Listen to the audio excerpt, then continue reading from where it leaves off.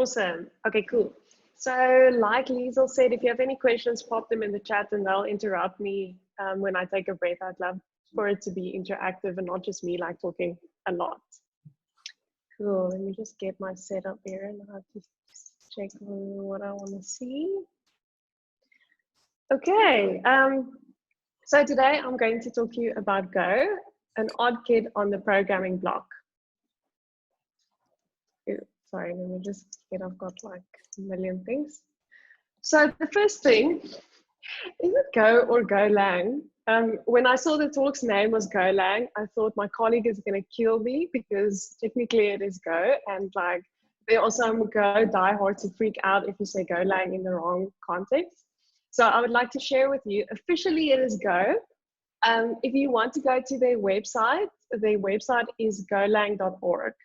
And if you want to Google something, it's much better to search for Golang. Otherwise, if you type Go, you'll get like a bunch of random things and not necessarily things related to the language. Typically, when people have context, we refer to Go. And if people don't have context, for instance, not in a software setting, I would typically say Golang because then it at least shows that there's a language part of it. Cool, so my name is Clara van Staden and I'm a backend engineer at Over. Over is a startup in Cape Town and was acquired by GoDaddy in March 2020. We went from a small 70-person company to a company with more than 10,000 employees. So it was quite a big change for us. Interesting change so far, interesting challenges. And Over is an app for visual communication. It makes it easy for companies and individuals to make really appealing visual content for their brand or business. Apart from super cool editing capabilities, it also comes with licensed content. So that means you can design things and there's already pictures and fonts that are licensed and you can just use it commercially without having to pay for it, besides a subscription. And Over is free on web until 30 June, so I really encourage you to check it out. So when I started at Over, I was really excited to do Kotlin and Spring Boot. I played around with Spring Boot a bit on the side before I joined Over. And then when I got there, I was like, cool, I'm going to do the Spring Boot thing. That's what they interviewed me for. But when I started, they were like, no, we're just doing Go now. And I was like, what even? I have no idea what this Go thing is. I thought it was a, yes? I'm sharing your screen yet. Oh, yes, sorry, did you not see it? No. I'm sorry. I have this prettiest slides and everything. I feel like I have to start over, but I won't do that. I'll just show you how pretty it is. Sorry, let me quickly do that.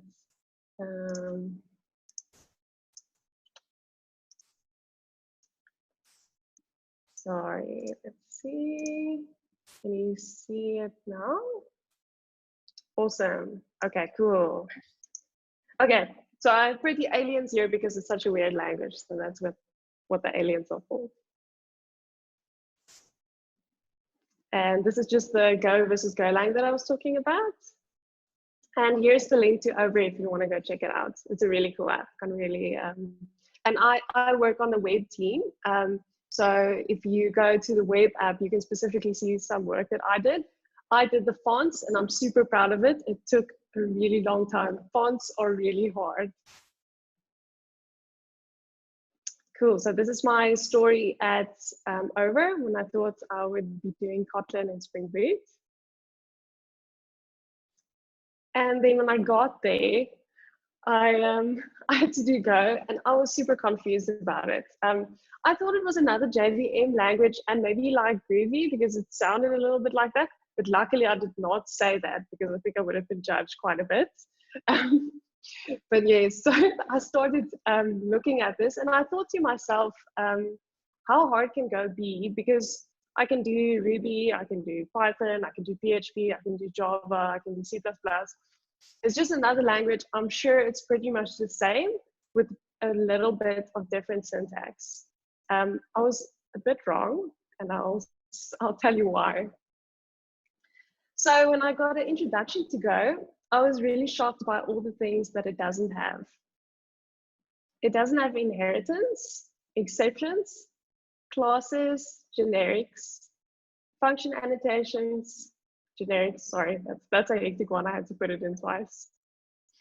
Constructors and destructors, and statics. So a lot of the object-oriented things that we know and come to think about when we build software, Go doesn't have. So when you start out, like inheritance was a big one for me. It's really difficult to think how do you have object hierarchies if you don't have inheritance? So that was very strange for me when I started out. I'd like to take you a bit through Go's history because I think it's important to understand where this language comes from and the reason why some of these features aren't in the language and why they decided to do that. So Go was developed in 2007 as a 20% Google project, which I thought is kind of fascinating. So if you don't know what a 20% Google project is, that's where employees get the time to spend 1 day a week on any project that they would like to work on. So it was Google employees that came together and said, okay, cool, we're going to build a new language, another one.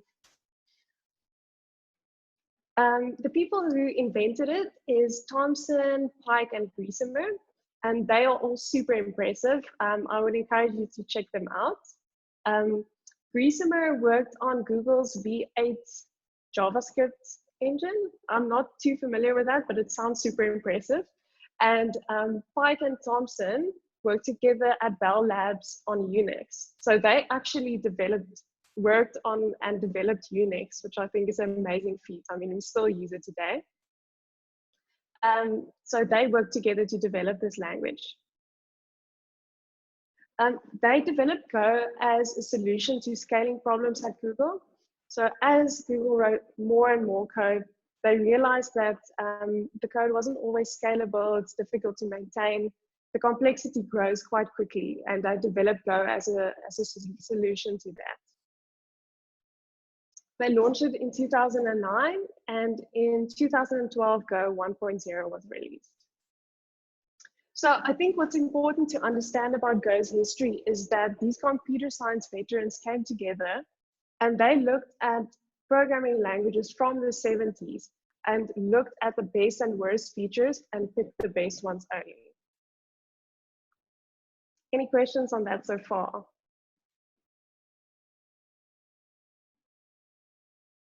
Cool. So I think the whole premise behind Go is that simplicity is something that should be strived for in software. And as a language complexity grows, you get more features, but it also becomes more difficult to maintain. It's more difficult for someone who comes in new to the language and framework to learn it. And there's always a price to that complexity. So Go always favors simplicity over complexity. And I think if I had to give you a tip, if you come from another language, if you have that principle in mind, it will already help you quite a bit. I'll later explain some of the features that it also doesn't have and how you can go about that if you change your thinking in some way.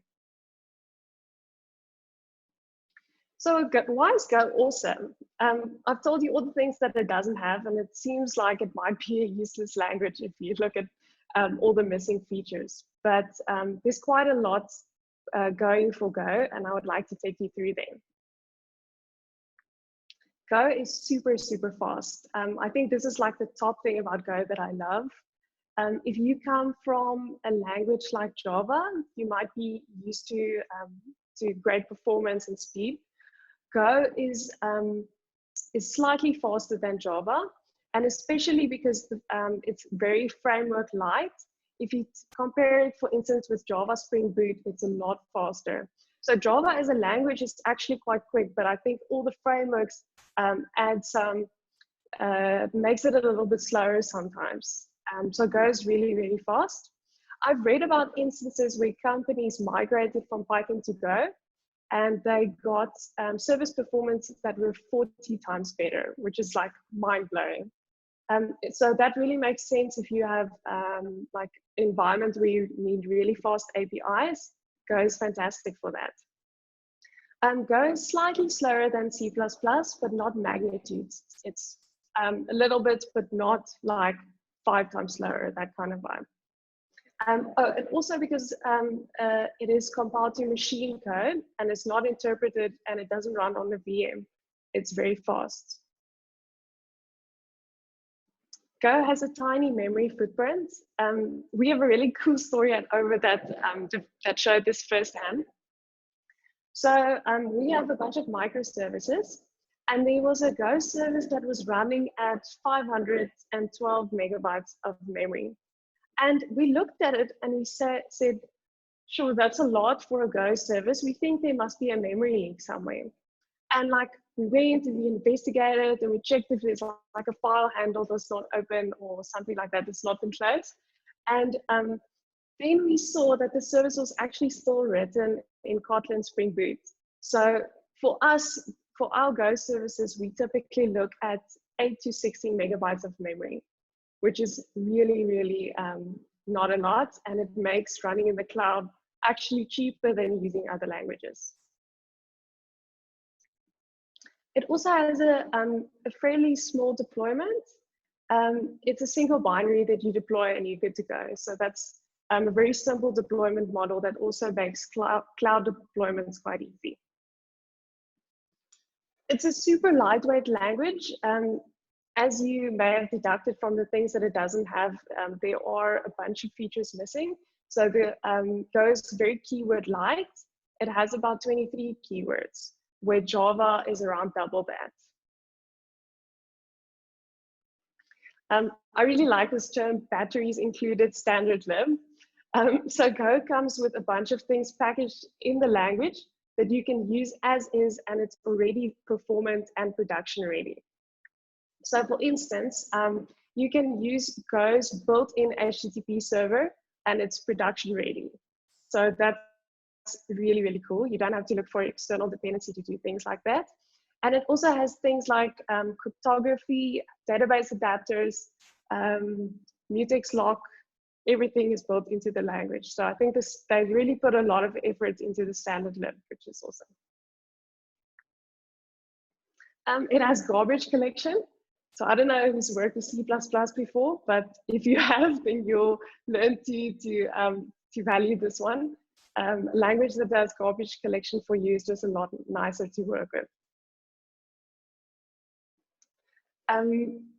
In another talk about Go, I forgot to mention this, and this is like one of Go's massive features. So I want to highlight this. Concurrency in software is typically quite difficult and complicated to write. You really have to keep your bearings. Is this thing thread safe? Can I do this concurrently? And Go makes it really simple to do concurrency. And what that means is it basically makes it easy to do multiple things at the same time. So if you had to process 1 million users, it means that you could batch them and say process 50,000 at a time. And like if you have that capability, you could do a lot of them at the same time instead of all after each other. Go is statically typed, and I think this is one of the great benefits that it has over a language like Python, Ruby, PHP. Statically typed is sometimes a bit more onerous because you have to be quite strict about your variables, but it makes developing in your IDE a lot better. So your IDE suggestions and compile time checks are really, really great. Typically, when I write a Go service and it compiles and my test pass, I don't really even test it through Postman because I know my test pass, it compiles, the chance of a runtime error is quite low. Go is open source, which is great. It's licensed under BSD. And I think that's awesome because there will be no corporate overlords coming to haunt you for license fees. And it's backwards compatible by design. So the Go code that they released back in 2012 will still compile today against the current Go release, which is really cool if you've dealt with like backwards incompatible changes in languages and struggling if you just think about Python 2 versus Python 3 and the mess that came with that. So they really thought about this process.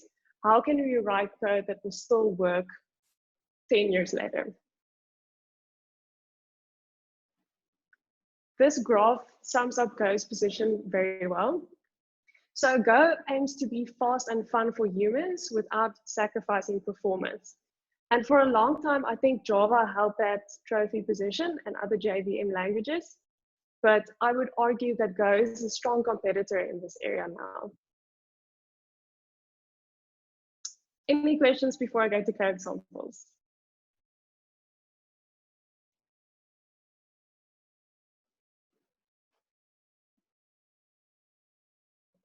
Cool. Everyone's convinced. Just go people after this. Okay, cool. So I want to take you through some code samples. Can you see my cursor? I just want to see if, okay, cool. Yes. I'm going to look down so I can point to you what I'm showing. So I want to show you Go's code, and I want to warn you, if you haven't seen it before, it looks a little bit unapproachable sometimes, and it reminds me a little bit of C++, especially if you use pointers, but I don't think I had any pointers in these examples to make it a bit more approachable. So in Go, as I've described, Go doesn't have any classes, but the class equivalent is called a struct.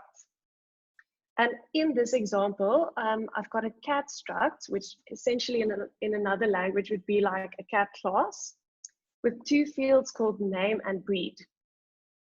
Go also doesn't have constructors, but you can write your own methods that act like constructors anyway.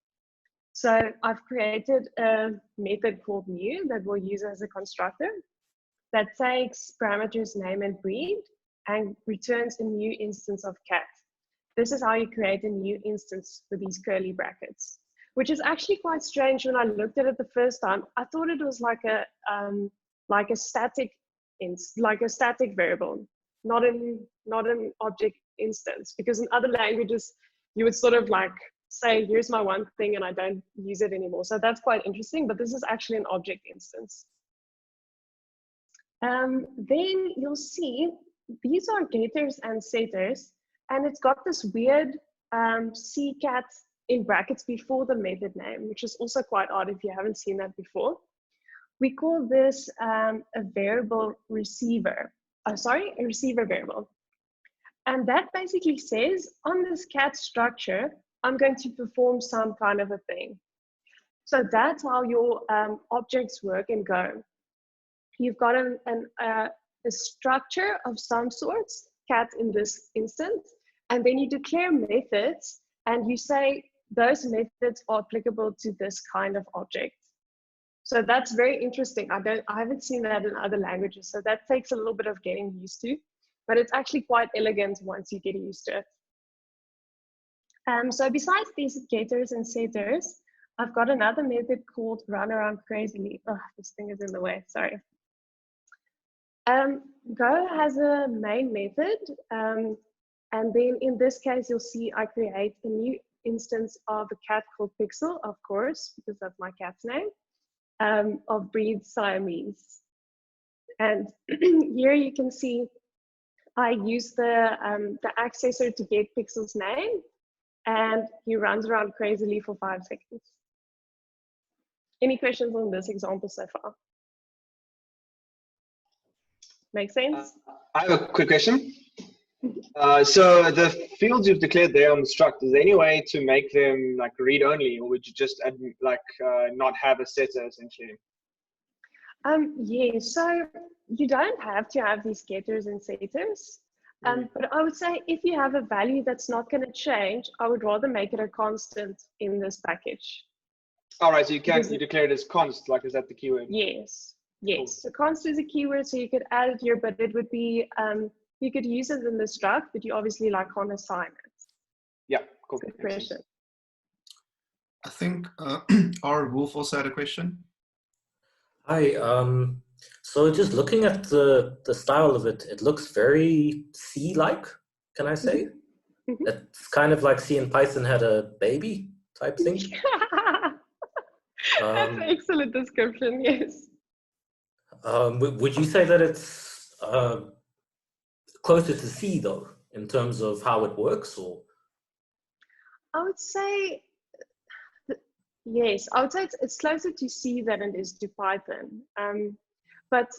But it's unlike C in the sense that C can be extremely complex, where Go gives you the same powerful capabilities, but the syntax is much simpler and the constructs are simpler. So I think that's a very good question. And in the beginning, it did remind me a lot of C. I think another reason why I feel like it's closer to C is it feels a little bit manual sometimes, because the whole language is built on this premise of simplicity and clarity. There's sometimes a lot of boilerplate that you have to do yourself because there isn't this magical framework that just auto wires everything and you can use it.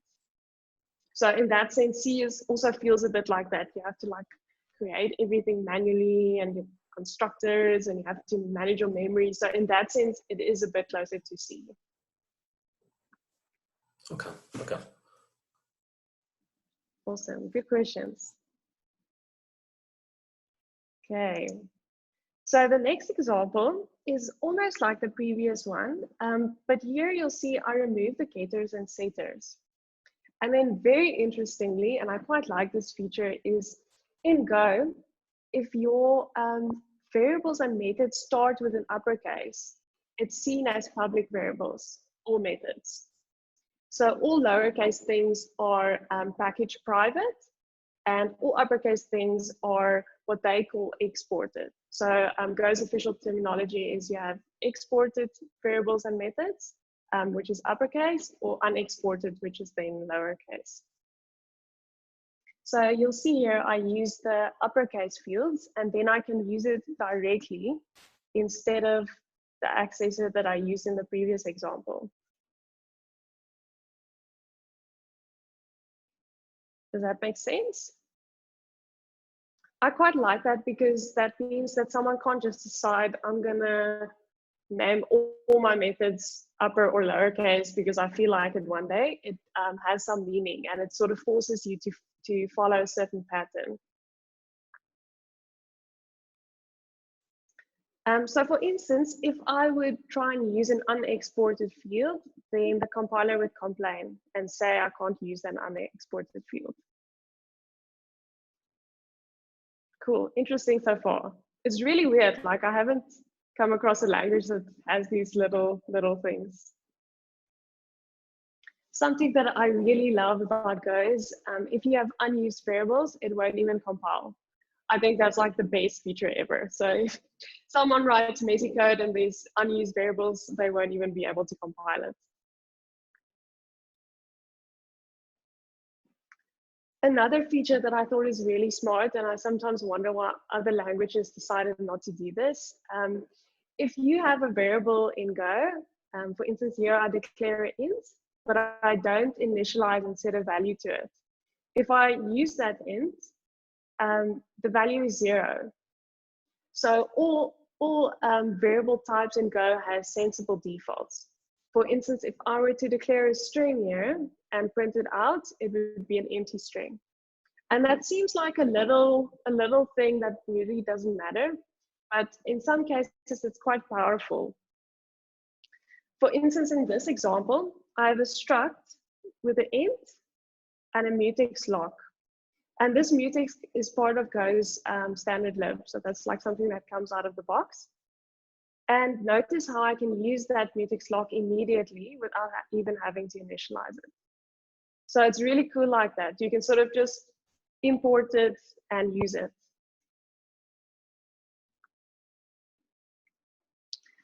Another keyword that's quite useful, I think I worked too long ago with other languages to know if other languages has this, but they probably do, but I think it's still good to show this.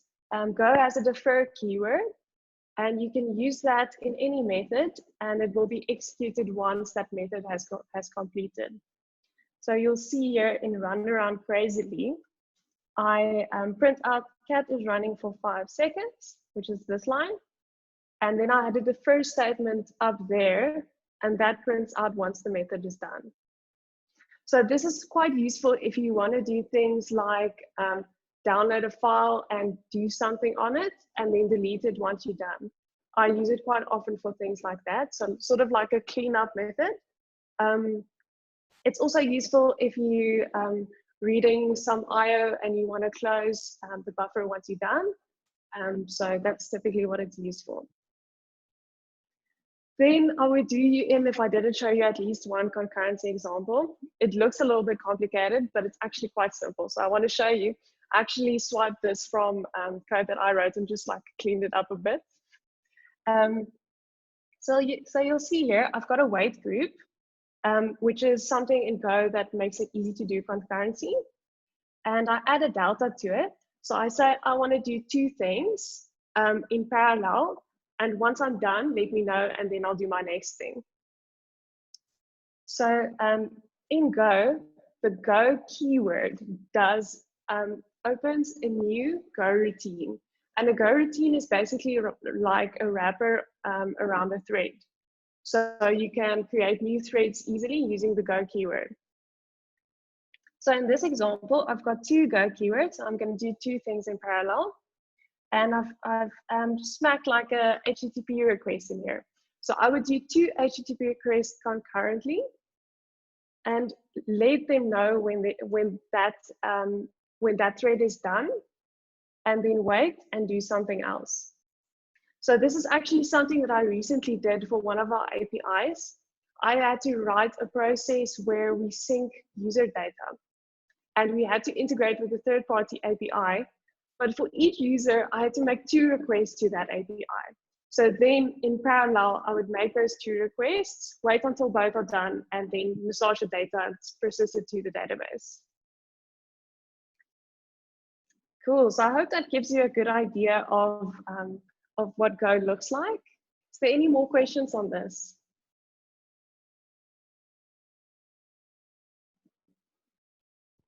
Hi, sorry, one question. Mm-hmm. Regarding the mutex, what is its scope? Does it lock the thread just for that? Yeah, sorry. So what is its scope? Is it just for that singular struct and that function, or does it lock it for everything else in the thread? You know, what happens As regarding far that? as I know, and I'll have to triple check this, but I think in that struct that you use, it will lock it until that variable is finished updated. So I think you sort of give it a scope in a struct, I think, but I'll have to triple check that. That's a good question. Yeah, it looked like it. Yes, I've used it once when we were dealing with the cache situation, but I can't quite remember like what the scope was for that. That's a very good question. I'll have to go check on that. But I think it might be that struct scope. It would be interesting if you used it just in the method, because then it wouldn't have that scope. I'm not sure. That's a good question. If I may, I could help answer that. Oh yay! Awesome. So your mutex in Go is a tool that uses to block Go routines. So as Clara awesomely just described about Go routines, we're using spin up like sort of separate like threads, green threads.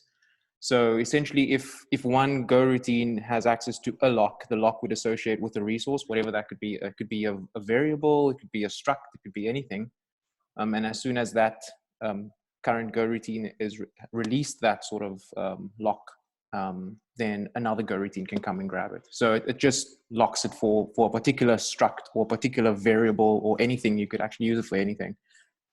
Yeah. Okay, thank you very much. Thanks, Chad. No problem. Any other questions on the code samples? I feel like this is the most interesting part of the talk, so you have to ask them now.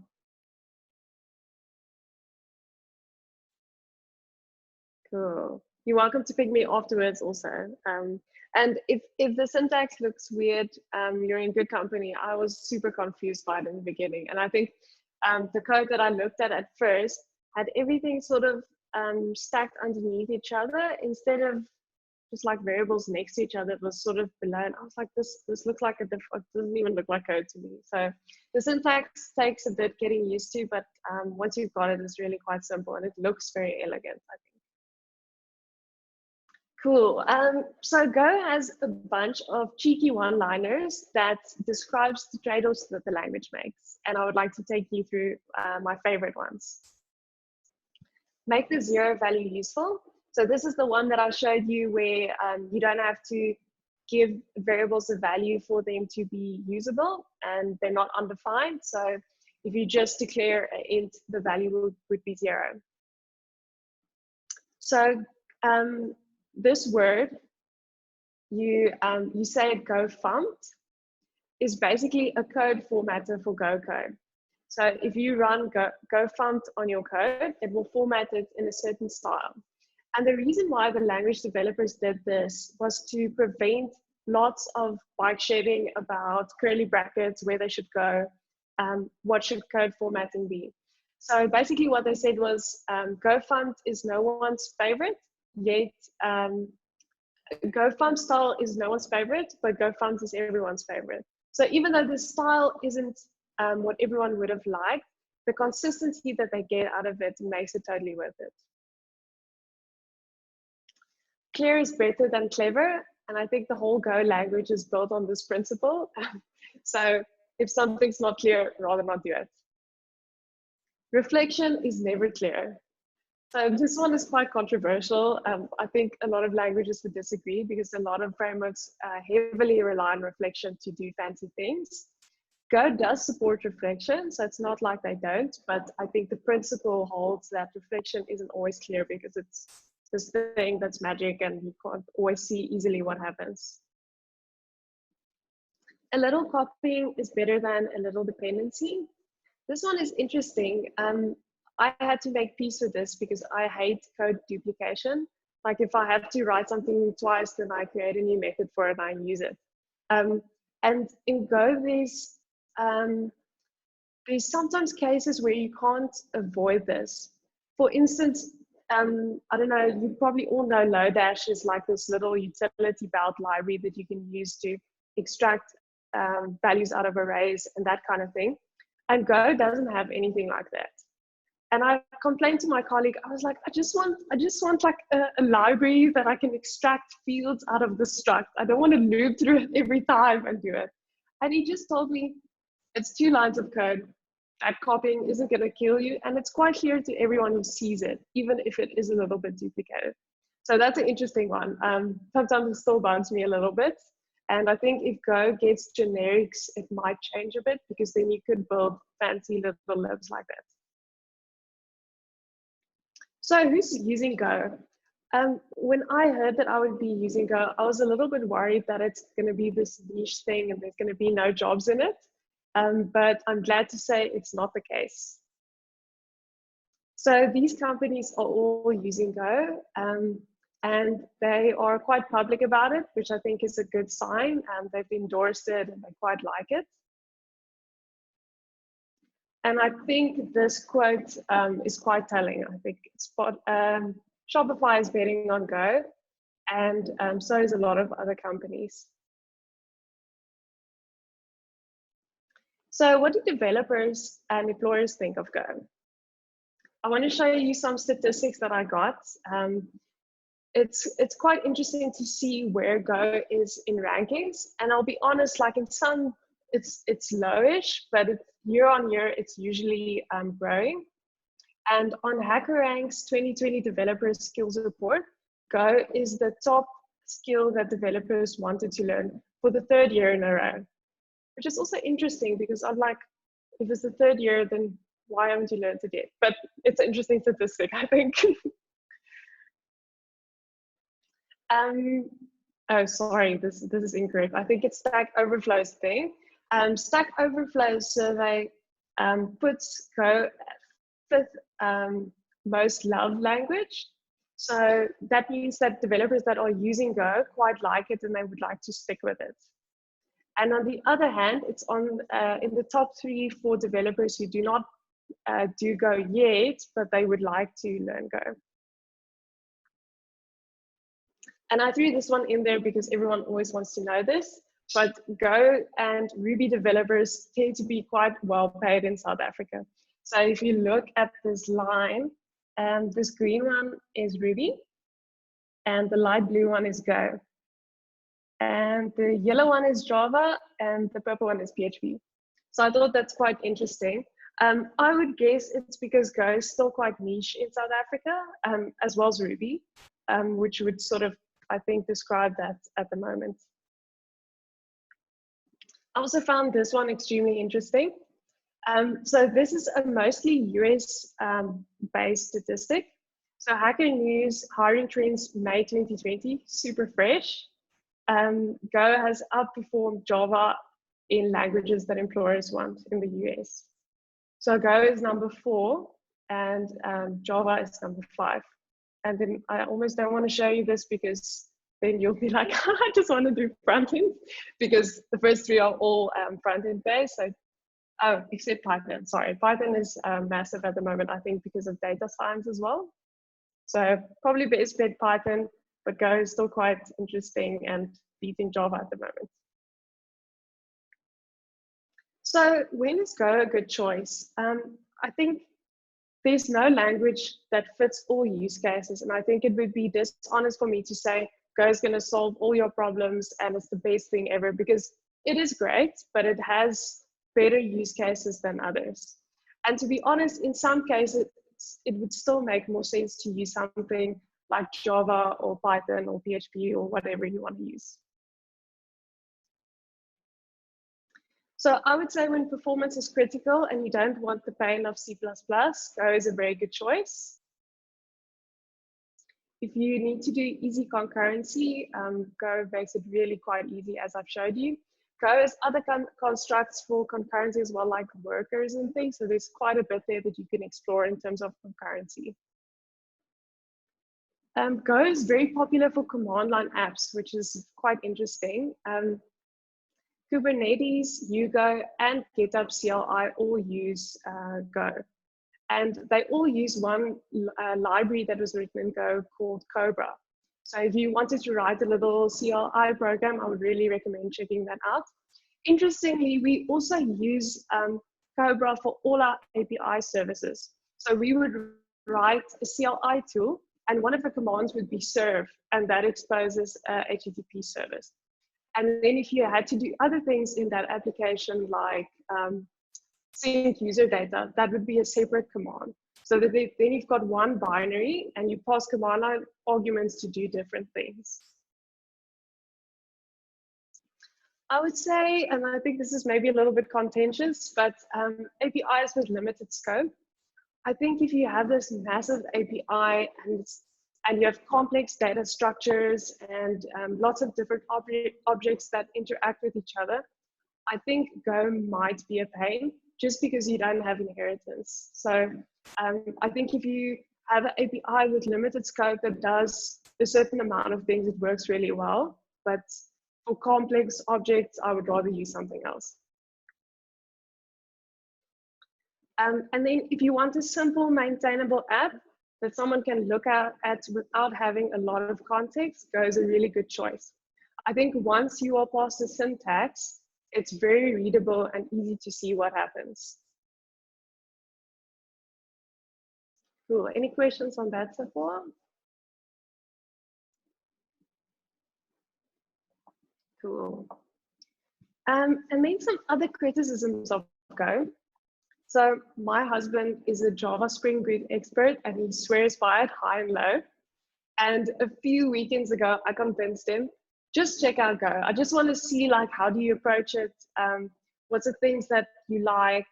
Which things irritate you? Because I did it a year ago and it's not as fresh as I think his insights was. And here are the things that he complained about. Where are my frameworks? I think we are so used in software to like fancy frameworks that does a bunch of things that it's really weird to come to Go. And there isn't this heavy framework landscape. And that's not to say there isn't frameworks. So I think the major one is Gen, and other ones are Revel. I think there's a Martini. So there's quite a range to choose from, but it's super interesting. It's like the community almost rejects frameworks because it goes against the principle of simplicity and clarity. So JetBrains' 2019 developer survey showed that 46% of developers that use Go do not use frameworks at all, which I thought was quite interesting. So they would rather spend that extra time to boilerplate, but have less dependencies. So that's an interesting thing about it. I think if you come from a very framework heavy environment, it would be an adjustment, I think.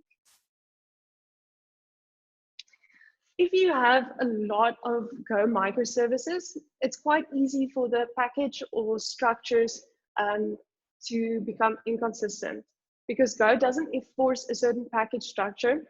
Someone can decide they want to name their controllers, and someone else can decide, no, I want to name my controllers handlers. And then easily it becomes a bit of a mishmash of different packages, and as you switch from service to service, there's a lot of context switching.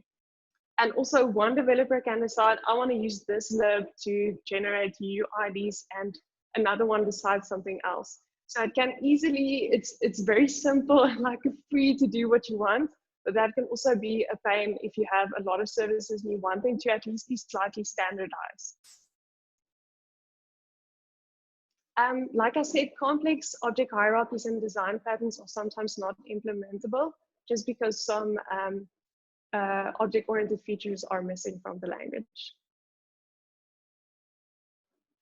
So I did a bit of reading up and I found that Uber had very similar challenges, and I thought I would share how they went about these.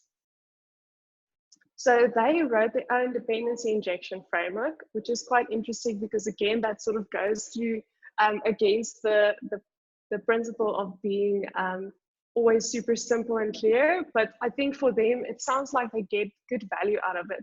So basically what this means is they have a dependency injection container that contains things like logging. And that logger is already set up with the right format and right configuration. And then in their microservices, they only use that DI container. And if they need to update it, they only update that container instead of each individual service, which is quite interesting. They standardize their code structure across all services. I'm not sure if they enforce it by like some kind of a static checker, but they've got a very structured way of structuring their code. So they have like HTTP routes in the one place, and handlers and database interaction, and business logic in another place.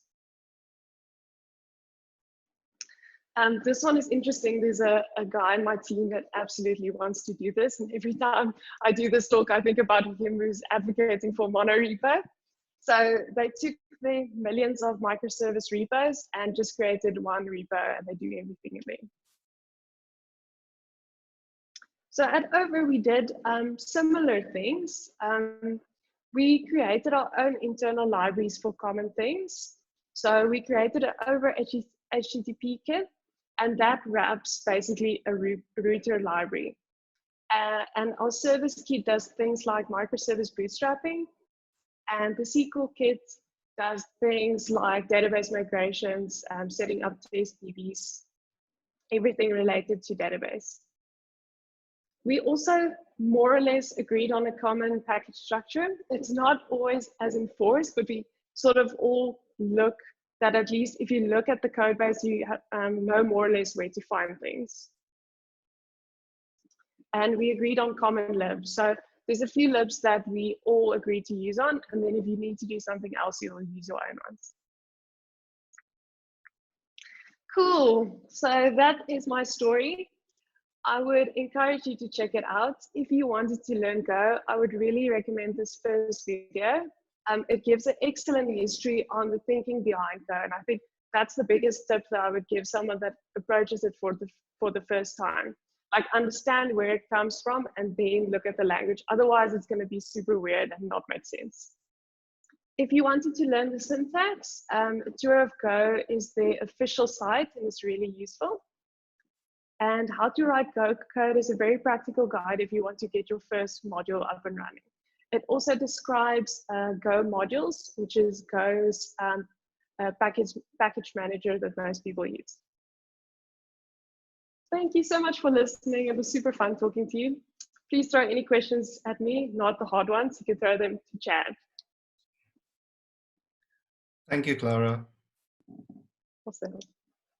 Thanks, Clara. In the meantime, we've asked people in the group to just post what languages they're working on. And it seems like Yaku as well, he's using Go currently and he wants to use more of Go. Definitely a sentiment appearing that Go seems to be a go-to language. That's So awesome. I think what makes it so cool is if you come from a place where you work with frameworks and there's a lot of things that you have to know them. Then Go is very refreshing because everything's super clear. I was thinking once about I was busy doing something in Spring Boot, and a colleague of mine commented on my PR and he said, "No, but just put this code in this thing with this annotation, and then it magically does this thing." And I'm like, but how am I supposed to know that? And I think there's value in that framework approach. I think frameworks give you a lot of capability, but without having to write a lot of code. But it comes with years of experience and certifications and Googling and that kind of thing. we have a question from Eduardo. He says, Eduardo, you can actually unmute yourself and ask Clara yourself, if you don't mind. Hello, can you mute? Are you listening? Yes, hi. Hey, Clara. I would like to know what feature or aspect of the language do you like the most? What feature I like of the language most? From Go. I think the concurrency for me is the most amazing thing. I think the first time I used it, I sort of expected it to go wrong and to be difficult and I have to debug it, and it was just super simple. I think that's my favorite thing of it, and I think that's something that it does really well that other languages quite struggle with. All right, thank you. Thanks for asking. Okay, there aren't any other questions in the group, but I guess if you have a question, feel free to ask. Oh, there's two people. I see Philip. Do you have a question? Oh, hi. Yeah, Sorry, what? No, I just saw somebody clapping, so I thought you have a question. So it's R Wolf. Oh, Right. sorry, can I speak? Yes. Yeah. I was wondering, with different operating systems, like how does it handle, or is it as easy as Python, where it's got sort of like a common library that you can just run everywhere once you've installed it? So Go compiles to machine code, and you've got your one binary, and you ship it to wherever you want to. So so it doesn't have like an interpreter or a VM that it runs on. So it's a lot like C++. C++ is also like that. You compile your code to a binary, and that's your executable, and you use that. So that's really cool because it means you don't have to have Go on the system that you're installing it to. You just ship that binary and use it. Okay, perfect. Thank you. Philip, did you have a question? Yeah, I've got a very random question. Have you ever worked with, okay, so front-end dev, so have you ever worked with Go Mobile? No, I didn't even know of that. That sounds fascinating. Have you worked with it? I haven't. I've been eyeing it for a while. The only problem is, obviously, you won't use it at work because it's in the experimental phase, they say. So, yeah, I was wondering if anyone had actually had experience with it. Especially, I think apps, a lot of the times people focus on writing apps. Even Apple falls into that trap. But they forget about framework developers, and then you get, yeah, you get the rough end of it. Sure. And it would be interesting to see if there's no frameworky, more clear principle goes to front end as well, because I think I think Angular for me is quite framework heavy. React, I think, is a little bit less so, but it's still like there are lots of gotchas, and so it will be interesting to see that. Good question. Hi, this is Boris here. How do you debug efficiently in Go? Do you use Delve? So Go comes with a built-in debugger. So you literally just hook your IDE into it and it works. Like I could quickly show you maybe if you want it. So it's very simple. Everything comes packaged. So I don't know if you've ever worked with PHP and tried to get that debugger set up. I like usually book 2 days for that thing to get it up and running. But it's quite easy to debug. Everything comes packaged. So that's awesome.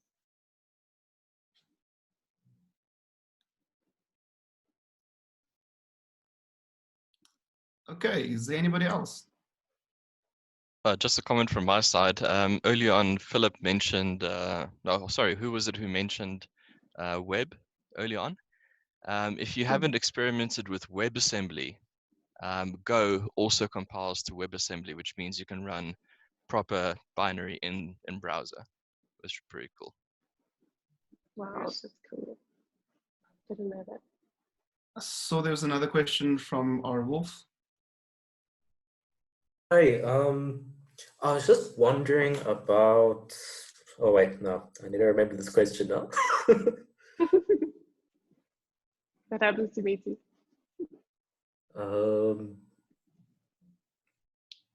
No, it's gone. It's gone, I'm sorry. No worries, you can always pop it over later. I was wondering, what do you think of it so far? Like, does it look interesting? Does it look weird? Would you be keen to try it out? No, it looks very interesting, I must say. Oh, I remember the question now. I remember. Your IDE that you use for it. What would you recommend, or Okay, what so works well with it? I'm a JetBrains fangirl, so I use IntelliJ with the official Go plugin. So you can use their Golang, which is a specific IDE for Go, but IntelliJ with that Go plugin is exactly the same. So if you have an IntelliJ license, you can easily do that. A lot of our developers also use VS Code. I've heard from someone else, that's back to basics. It sort of fits into the Go thing. I've heard that some of our developers that use VS Code, if you just try and go out, IntelliJ has very good support for Go modules. So it will magically download all your dependencies and you don't have to worry about it, which I think might be nice if you're just getting into it. I've heard that people starting out struggled a bit in VS Code just getting that set up. Okay, thank you. That helps a lot.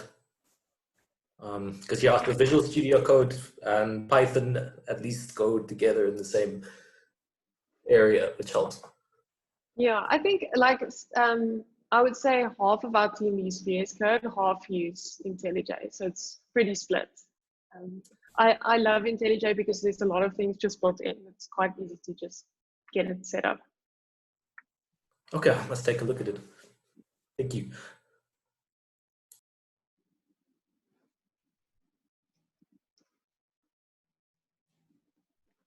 Anybody else? Sorry, Lisa, go ahead. No, I was just going to do the same thing you're doing now. I see there was a comment saying the language server on VS Code can get a bit buggy from Eduardo. Very interesting. Yeah, like IntelliJ rules. Yay! Yeah, we got a new guy on our team today, and the first thing I asked him is, "Are you a dog or a cat person? What IDE do you use?" And then I like knew which kind of person he is. No, I'm just kidding. But Are you a dog or a cat person, Clara? I'm a cat person. I have a cat that's like my child. Actually, sorry, should I have said that earlier? I don't know. You picked it up in your slide. You mentioned your cat. Yes, Pixel, that's right. Gosh, Yes. this memory thing is not working tonight. But yeah, it's interesting. I was hoping Pixel would make a guest appearance, but it seems like tonight he wasn't keen. And also I didn't want to alienate the dog people.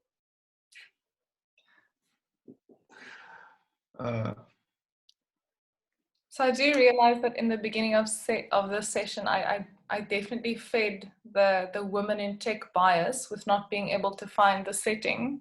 But it was very surprising, and I swear it's changed. Okay, so I'm gonna go. That's what happened on my end. They did update the Zoom late, like Yes. recently. Yeah. That's what it is.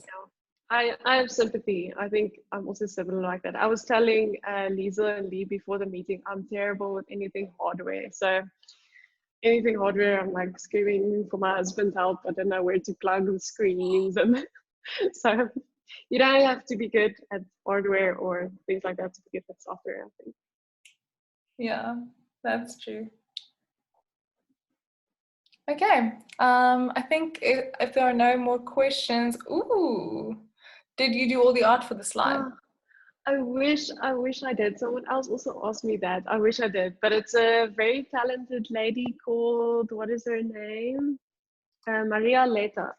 She open sourced these Gopher drawings, and they're all super fun. I think I only want to do Go talks because the pictures are so fun.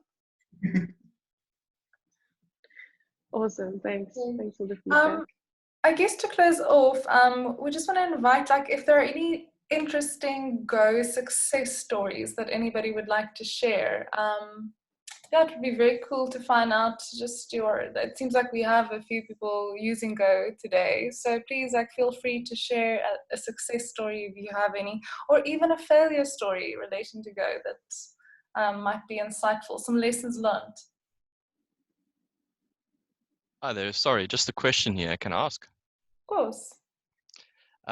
We know that languages like C and C++ are prone to things like buffer overflows and whatnot that make them vulnerable. Are there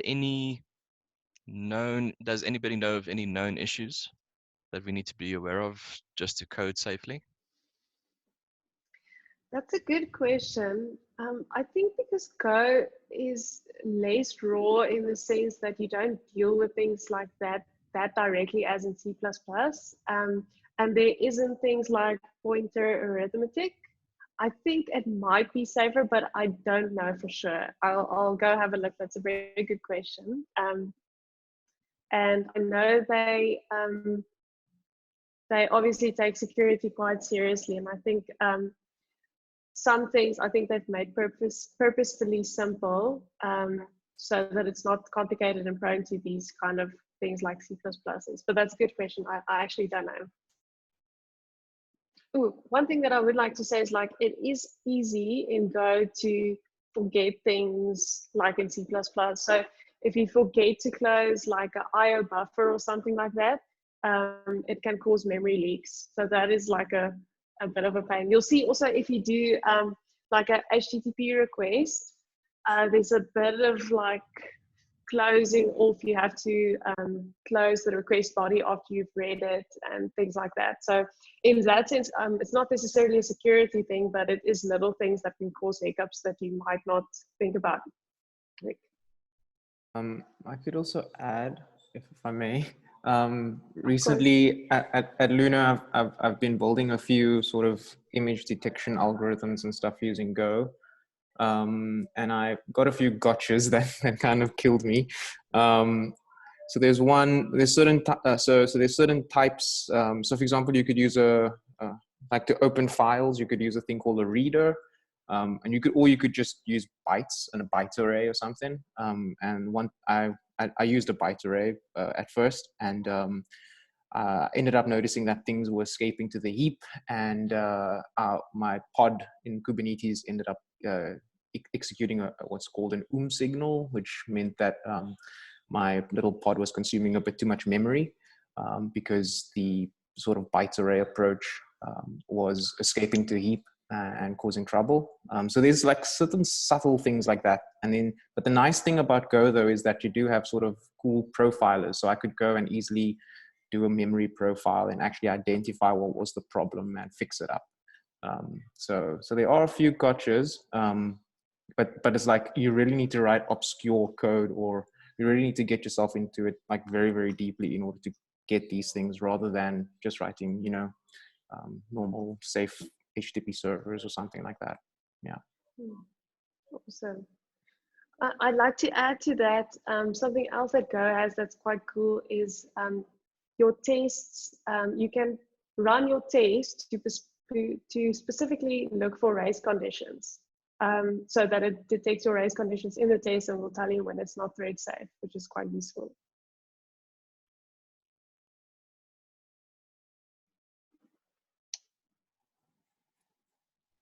Okay. I think we should be nearing the end. Jaco has already left us. Goodbye, Jaco. Okay, so if there are any other questions on the floor, I think maybe let's just post that to the meetup. We'll always be able to, we'll post this video on YouTube and share that link on the meetup as well. So any questions as well, you can just send to Clara. Clara, do you want to share your slides with the group, or how do you feel about it? Yeah, if anyone wants to see it, I'll put it up. Yeah. Clara, thank you so much. You're a very inspiring lady, and I'm so glad that I got to spend time with you in our first year, and I was just like, what is tech? So yeah, it's good to see you again, and hopefully if ever you can come to Cape Town again, we can totes hang.